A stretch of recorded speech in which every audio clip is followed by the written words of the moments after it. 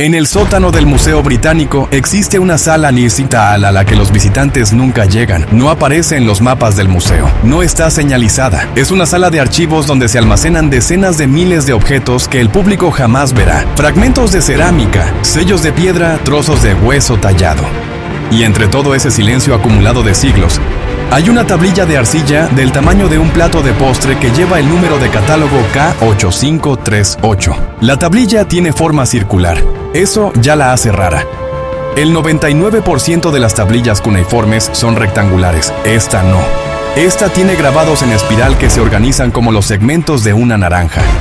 Cada sección llena de marcas diminutas que los expertos tardaron más de 150 años en descifrar correctamente.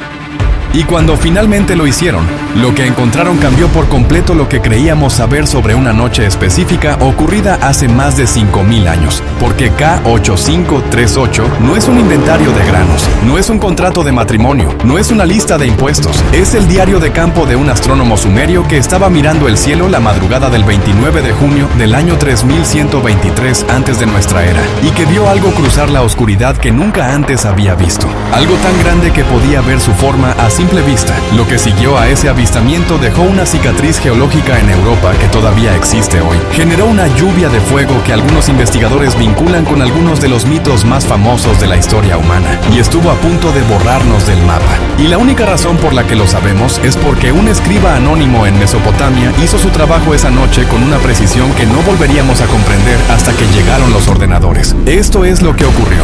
Antes de entrar en la tablilla, hay que entender quién la escribió, porque ese detalle lo cambia todo. Cuando la gente piensa en el mundo antiguo, tiende a imaginar un lugar de superstición y magia, donde los eclipses eran castigos divinos y los cometas eran presagios de guerra. Y en parte eso era verdad. Pero en Mesopotamia, en el mismo periodo en que los demás apenas estaban aprendiendo a cultivar trigo de forma sistemática, había un grupo de personas haciendo algo completamente diferente. Ciencia empírica. Los llamaban Tupsar Enuma Anu Enlil.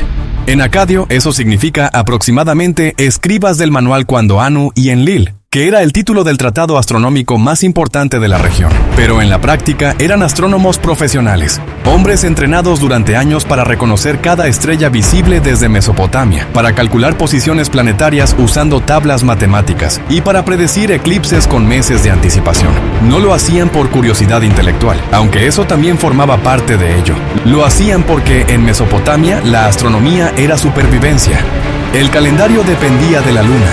Las inundaciones del Éufrates y el Tigris, que determinaban si habría cosecha o hambruna, seguían ciclos que solo podían anticiparse observando el cielo con precisión. Los festivales religiosos tenían que coincidir con eventos celestes específicos o se consideraban inválidos. Equivocarse con la astronomía tenía consecuencias reales. Gente que moría de hambre, reyes que perdían legitimidad, ciudades que caían en el caos. Así que los sumerios invirtieron recursos masivos en construir la red de observación astronómica más sofisticada del mundo antiguo. Las ciudades principales tenían torres de observación de más de 20 metros de altura, construidas con ladrillo de barro reforzado, equipadas con piedras de referencia cuidadosamente posicionadas para medir ángulos celestes. Los observadores trabajaban en turnos para garantizar cobertura continua del cielo, incluyendo las horas previas al amanecer, que son las más informativas para ciertos tipos de observaciones.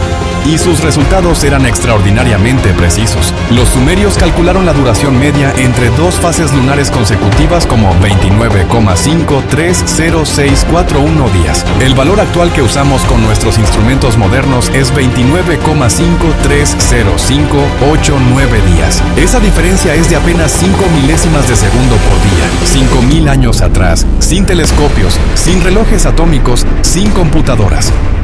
Solo ojos, paciencia y un sistema de registro obsesivo. Ese sistema de registro es lo que hace que K8538 sea tan extraordinaria. Porque cuando ese astrónomo anónimo escribió lo que vio esa madrugada, no lo hizo de forma vaga o poética. Lo hizo con la misma precisión técnica que usaba para registrar la posición de Júpiter o el avance de Venus. Ángulos, tiempos, posiciones relativas a constelaciones conocidas. El objeto medido contra puntos de referencia fijos en el cielo. Hay algo más soluciones. El observatorio de Sipar, construido alrededor del 700 a.C., pero heredero de una tradición mucho más antigua, estaba equipado con el astrolabio y el gnomón. instrumentos de medición angular que permitían registrar posiciones con una consistencia que hacía posible comparar observaciones de distintas noches y distintos observadores. Las tablillas que salían de esos lugares seguían un formato estándar que se mantuvo prácticamente sin cambios durante siglos, fechas según el reinado del rey en curso, condiciones meteorológicas y luego ambigüedad. Esto tiene una implicación directa para la credibilidad de K8538. Si el documento registra algo, ese algo fue observado, medido y anotado con los mismos protocolos que producían predicciones de eclipse precisas al minuto. El escriba que lo redactó no estaba siendo poético, estaba siendo exacto. Lo que registró esa madrugada de junio del 3123 trabajaba en las ruinas del Palacio Real de Nínive, en lo que hoy es el norte de Irak, descubrió algo que no esperaba encontrar: una biblioteca. No una biblioteca pequeña. La biblioteca subterránea del rey Asurbanipal, uno de los monarcas más poderosos del imperio asirio, contenía más de 30.000 tablillas de arcilla. Era el equivalente antiguo de una base de datos nacional. Registros administrativos, tratados militares, correspondencia diplomática, textos religiosos y una colección impresionante de conocimiento astronómico acumulado durante siglos. Entre todo ese material, Layard encontró K8538. La llevó a Londres, la catalogaron, la estudiaron, y durante los siguientes 150 años nadie pudo ponerse de acuerdo sobre lo que significaba. El problema era su forma: una tablilla circular dividida en 8 segmentos, cada uno con texto cuneiforme y diagramas de constelaciones. Los primeros investigadores asumieron que era asiria, del siglo VII antes de nuestra era, y la interpretaron desde ese marco de referencia. Pero los datos no cuadraban. Las posiciones estelares no correspondían al cielo del 700 a.C. visto desde Nínive. Había algo fundamentalmente desincronizado en la interpretación. Durante décadas, K8538 fue tratada como un misterio menor. Se la mencionaba en artículos especializados, se la fotografiaba, se la exhibía brevemente, pero nadie encontraba la clave. Aproximadamente el 40% de la superficie está destruida, dañada durante el saqueo de Nínive siglos después de su creación, lo que complicaba aún más la interpretación. Lo que nadie había intentado todavía era meter los datos directamente en un software de simulación orbital y dejar que la matemática dijera dónde y cuándo habría que estar parado para ver ese cielo exacto. Eso lo hicieron Alan Bond y Mark Hemsel en 2008. Bond era el director gerente de Reaction Engines Ltd., una empresa aeroespacial británica. Hemsel era profesor universitario de astronáutica en Bristol. Ninguno de los dos era arqueólogo. Y quizá por eso se les ocurrió hacer lo que ningún arqueólogo había intentado: tratar K8538 como un problema de ingeniería en lugar de como un problema histórico. Usaron software capaz de reconstruir el cielo sobre cualquier punto del planeta en cualquier momento de los últimos milenios. Introdujeron las posiciones estelares y planetarias que registraba la tablilla, y el programa les dijo exactamente cuándo y dónde habría que estar parado para ver ese cielo. La respuesta fue la madrugada del 29 de junio del año 3123 antes de nuestra era, vista desde Mesopotamia. La tablilla no era asiria del siglo VII. Era sumeria de más de 3.000 años antes. Era una copia, realizada por escribas asirios, de un documento mucho más antiguo que consideraban tan importante que lo habían preservado durante generaciones. Y entonces llegaron a la segunda mitad de la tablilla. La mitad derecha de K8538 registra lo que cualquier otra noche de observación registraría: posiciones planetarias, condiciones de visibilidad, movimiento de constelaciones conocidas. Trabajo rutinario para un TUPSAR experimentado. La mitad izquierda es otra cosa. En esa sección, el escriba documenta un objeto que se mueve por el cielo de una manera que ninguna estrella, ningún planeta, ningún cometa conocido podría explicar. Lo describe con detalle técnico: su trayectoria relativa a constelaciones específicas, el ángulo de su movimiento, la velocidad aparente con la que cruzaba el cielo. Hay algo en el tono de las marcas, incluso a través de miles de años y 2 idiomas de distancia, que sugiere que el observador estaba registrando algo que nunca había visto antes. Cuando Bond y Hemsel introdujeron esos datos en el mismo software de simulación orbital, el resultado fue tan claro que al principio pensaron que habían cometido un error. La trayectoria que describía el astrónomo sumerio era consistente, con un margen de error menor a 1 grado. con la trayectoria de un asteroide entrando en la atmósfera terrestre en un ángulo de apenas 6 grados sobre el horizonte, un ángulo casi rasante, el tipo de trayectoria que produce algo completamente diferente a un impacto vertical convencional. El objeto era grande, suficientemente grande para que su forma fuera visible desde la Tierra a simple vista mientras todavía estaba en el espacio, lo cual requiere un diámetro de al menos varios cientos de metros. Los cálculos de Bond y Hemsel sugieren que superaba el kilómetro de diámetro, y su trayectoria apuntaba directamente hacia los Alpes austriacos, hacia un lugar específico llamado Köfels. Köfels es una pequeña localidad en el Tirol austriaco, encajada entre montañas que superan los 3000 metros. Es un lugar de una tranquilidad extraordinaria, con pastos verdes y senderos de montaña que en verano se llenan de excursionistas. No parece el tipo de lugar donde podría haber ocurrido algo cataclísmico. Pero los geólogos llevan más de un siglo mirando Köfels con expresión desconcertada. El problema es el deslizamiento de tierra. Hay una masa de material rocoso en Köfels de aproximadamente 5 kilómetros de diámetro que claramente se desplazó de su lugar original hace mucho tiempo. Los geólogos llaman a este tipo de formaciones Sturzstroms, deslizamientos de alta velocidad que pueden viajar kilómetros desde su punto de origen. El de Köfels es uno de los más grandes documentados en Europa. Durante décadas, la explicación estándar fue que era un deslizamiento sísmico. Un terremoto lo suficientemente fuerte como para desestabilizar la ladera de una montaña. Posible pero problemático. No hay evidencia geológica de actividad sísmica significativa en esa región en la época correspondiente, y la escala del evento es difícil de explicar solo con un temblor. Luego estaba el otro problema, el material fundido. En varias ubicaciones alrededor de Köfels, los geólogos encontraron rocas que habían sido sometidas a presión y temperatura extremas. El proceso de fusión que creó esos materiales requiere condiciones que normalmente solo se asocian con dos fenómenos: actividad volcánica intensa o impacto de alta energía. Köfels no tiene volcanes, nunca los ha tenido, pero tampoco tiene cráter de impacto, que es lo que habría dejado un asteroide convencional. Aquí es donde la trayectoria de la tablilla sumeria encaja con una precisión que resulta incómoda. Un asteroide de más de 1 kilómetro de diámetro, entrando en ángulo rasante a 6 grados sobre el horizonte, no impacta contra el suelo de la misma manera que uno que cae verticalmente. A ese ángulo, con esa masa y esa velocidad, lo que ocurre es diferente. El asteroide primero roza la parte superior de una montaña, en este caso un pico llamado Gamskogel, a unos 11 kilómetros de Köfels. Ese roce inicial comienza a desintegrarlo y lo hace detonar en el aire, como una explosión aérea a escala catastrófica. La bola de fuego resultante, de aproximadamente 5 kilómetros de diámetro según los modelos de Bond y Hemsel, viajó por el valle y provocó el Sturzstrom de Köfels no por impacto directo, sino por la presión de la onda expansiva y el calor extremo.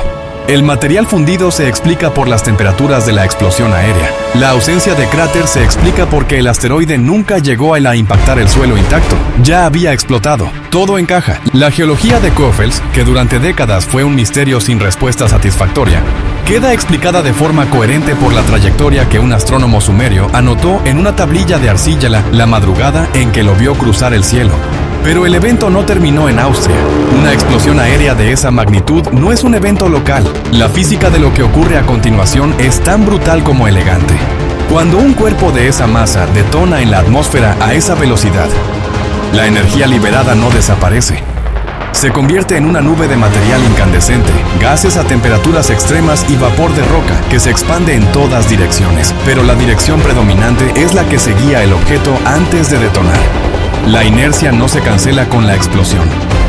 Eso significa que la nube de material en combustión siguió viajando hacia el sureste, en la misma dirección que llevaba el asteroide cuando entró en la atmósfera. Los modelos físicos de Bond y Hemsel calculan que esa nube incandescente habría viajado miles de kilómetros hacia el Mediterráneo oriental y el Medio Oriente, descendiendo gradualmente y llegando a ras de suelo en ciertas regiones varias horas después del impacto inicial en Austria. Lo que habría visto alguien en el desierto de Siria o en el Valle del Jordán esa madrugada habría sido imposible de describir con el lenguaje que tenían disponible. Una luz que venía del horizonte, más brillante que el sol, que calentaba todo lo que tocaba. Fuego que caía del cielo sin razón aparente. Ciudades que ardían sin que ningún ejército las hubiera atacado. Los investigadores que han estudiado esta hipótesis señalan que el momento geológico del evento de Köfels coincide, dentro de los márgenes de incertidumbre del carbono 14, con el periodo en que las ciudades del Bronce Antiguo, en el Valle del Jordán, fueron abandonadas abruptamente. También señalan la extraña similitud entre lo que la física predice para esa nube de fuego y los relatos que encontramos siglos después en textos que describían ciudades destruidas por fuego caído del cielo. No es una afirmación que pueda hacerse con certeza. La arqueología es una ciencia de probabilidades y evidencias incompletas, no de pruebas definitivas, pero la coincidencia temporal, geográfica y descriptiva entre el evento de Coffels y ciertos relatos míticos es suficientemente precisa como para que investigadores serios la consideren digna de estudio. Lo que sí puede afirmarse es esto: el evento fue real. La tablilla es real. La geología de Coffels es real. Y la cadena de consecuencias que habría generado un objeto de ese tamaño, detonando a esa altitud, habría sido catastrófica para cualquier asentamiento humano en el corredor de su trayectoria. Las civilizaciones que sobrevivieron lo recordaron como pudieron. Sin palabras para asteroides, sin conceptos para explosión aérea hipersónica, usaron lo único que tenían: sus dioses, sus mitos, sus relatos de castigo y fuego. El escriba sumerio fue el único que lo registró como lo que era: un objeto físico cruzando el cielo en una dirección específica, a una velocidad específica, en una noche específica. Ahora viene la parte que probablemente nadie te ha contado de esta historia, porque K8538 no solo documenta un evento pasado, sin quererlo también abre una pregunta sobre el presente. La razón por la que ese asteroide sumerio llegó a rozar la atmósfera terrestre es la misma razón por la que la Tierra captura objetos temporalmente de forma regular: la gravedad. El sistema Tierra-Luna genera un campo gravitacional complejo que actúa como una trampa para ciertos asteroides que pasan cerca con la velocidad y el ángulo correctos. En septiembre de 2006, el programa Catalina Sky Survey en Arizona detectó un objeto orbitando la Tierra. Al principio pensaron que era una etapa de cohete gastada, porque el espectro de reflexión era similar a la pintura blanca que la NASA usa en ciertos componentes que terminan en órbitas heliocéntricas, pero las observaciones de seguimiento descartaron eso rápidamente. El objeto respondía a la presión de radiación solar de una manera inconsistente con material artificial. Era una roca natural, de pocos metros de diámetro. Lo llamaron 2006 RH120. Orbitó la Tierra durante aproximadamente 13 meses, completando varias vueltas completas alrededor del planeta, antes de escapar de vuelta al espacio interplanetario en junio de 2007. Fue el primer satélite natural temporal de la Tierra confirmado científicamente. No el primero que ha existido, sino el primero que observamos. Los modelos desarrollados posteriormente por astrofísicos de la Universidad de Cornell calculan que en cualquier momento dado debería haber al menos un objeto de aproximadamente 1 metro de diámetro orbitando la Tierra de forma temporal, capturado por la gravedad del sistema Tierra-Luna. Estos objetos completan en promedio casi 3 órbitas completas durante un periodo de captura que dura alrededor de 9 meses antes de escapar de regreso al espacio. Y aquí está el dato que cambia la perspectiva de todo lo anterior. El 1% de estos objetos temporalmente capturados no escapa. Termina impactando durante su periodo de captura. El 1% suena pequeño. Pero cuando los modelos calculan que las capturas ocurren con frecuencia decadal para objetos de tamaño apreciable, ese 1% representa impactos reales a intervalos que, en la escala de tiempo geológico, son frecuentes. El asteroide que documentó el escriba sumerio no fue capturado. Cruzó en trayectoria rasante y siguió de largo después de detonar sobre Austria. Pero un objeto similar que llegara con un ángulo o velocidad ligeramente diferente podría ser capturado primero, orbitar durante meses mientras los cazadores de asteroides lo registraban, y luego, cuando la órbita decayera lo suficiente, impactar. En 2013, un asteroide de apenas 20 metros de diámetro explotó sobre Chelyabinsk, en Rusia, a 30 kilómetros de altitud. La onda expansiva rompió ventanas en un radio de 90 kilómetros e hirió a más de 1.500 personas, la mayoría por los cristales rotos. Nadie lo había detectado antes de que entrara en la atmósfera porque venía desde la dirección del Sol, que es un ángulo ciego para la mayoría de los sistemas de vigilancia. Chelyabinsk tenía 20 metros. El objeto de Coffels tenía más de 1 kilómetro. Los programas actuales de vigilancia de objetos cercanos a la Tierra han catalogado aproximadamente el 95% de los asteroides de más de 1 kilómetro que podrían representar una amenaza global. Eso es una mejora enorme respecto a hace 20 años, pero los objetos del rango de Coffels entre 500 metros y 1 kilómetro son más difíciles de detectar. Se estima que hemos encontrado menos de la mitad de ellos, y los que vienen desde la dirección del Sol pueden sorprendernos con muy poco margen de aviso, independientemente de cuántos telescopios tengamos apuntando en otras direcciones. Los sumerios no tenían ningún sistema de aviso, solo tenían ojos entrenados y tablillas de arcilla, y aún así, alguien tuvo tiempo de documentarlo. K8538 pasó por muchas manos antes de llegar al sótano del Museo Británico. Primero estuvo en manos del astrónomo sumerio que la creó, o más precisamente, que creó el documento original del que K8538 es copia. Ese original se perdió en algún punto de los 3 milenios entre su creación y la época del rey Asurbanipal. Pero alguien, en algún momento de ese intervalo, consideró que lo que contenía era suficientemente importante como para copiarlo y preservarlo. Los escribas asirios del siglo VII que realizaron esa copia tampoco entendían completamente lo que estaban copiando. Para ellos era un registro de una observación celeste de importancia histórica o religiosa, algo que debía conservarse porque venía de un tiempo que ya era antiguo incluso para ellos. Lo copiaron con cuidado, lo archivaron en la biblioteca de su rey, y ahí estuvo hasta que el imperio asirio cayó y Nínive fue saqueada.